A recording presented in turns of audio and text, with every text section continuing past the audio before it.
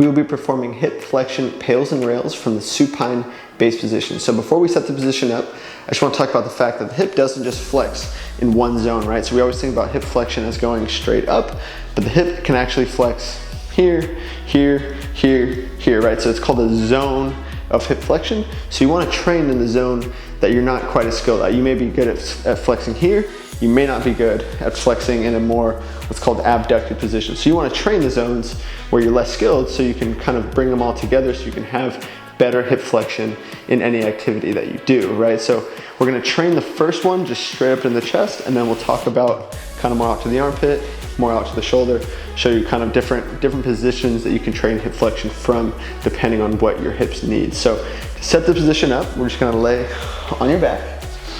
I'm going to pull my knee for the first zone straight up into my chest. So I have a couple different ways I can grab it here. I can pull straight up, kind of holding top of the shin, top of the knee.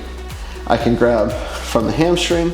Here I can interlock my fingers, kind of wrap them over each other, depending on what works best for you. Or if you're mobile enough, what you can do is you can hook your arm and then pull from here. This is gonna be easier to create more stability and more tension. So when you do your pails and rails, you don't feel like you need to fight it quite as much as if you're with your fingers. It can be kind of hard to go max effort.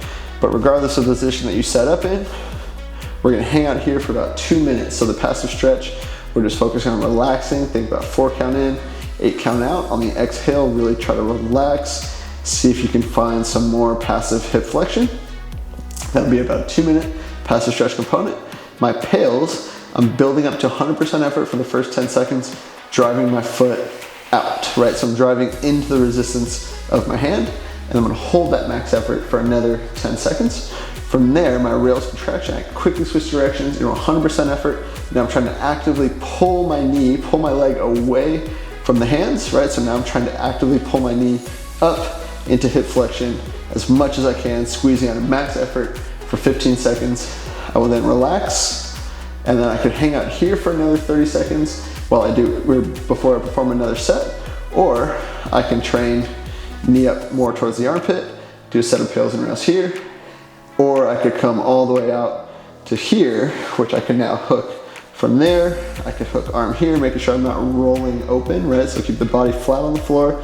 If you need to rest your elbow on the ground for stability, take your other hand into the floor here. Again, it would be a 10-second pails driving out, max effort pails, continue to try to drive out for another 10 seconds. Rails contraction, now actively trying to pull my knee towards that same side shoulder, try to pull away from the hand, 15 seconds, and then relax. So again, you could perform 2 to 3 rounds just straight up for this training session, and then the next training session, you could do it from a different zone, or if you were performing 3 rounds, you could do 1 here, 1 here, 1 here. It's really dependent on what you need, what your goals, what your abilities are, and what your program calls for. So if you've been hanging out for about 2 minutes, let's just perform 1 round of pails and rails. So we'll go straight up here. So let's take a big breath in, full body contraction, start driving that leg out into the resistance of the arm.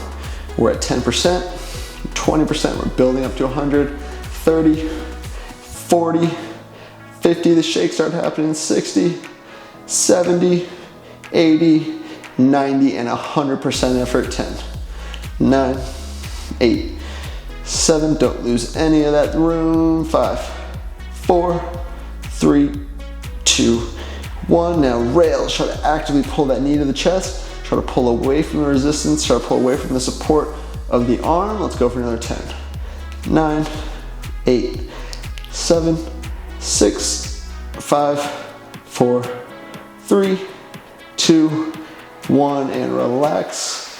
Pull that knee higher there, and then again, you could stay here, or you could come out just a little bit, think knee to the armpit, or you could come all the way out, knee to that same side shoulder.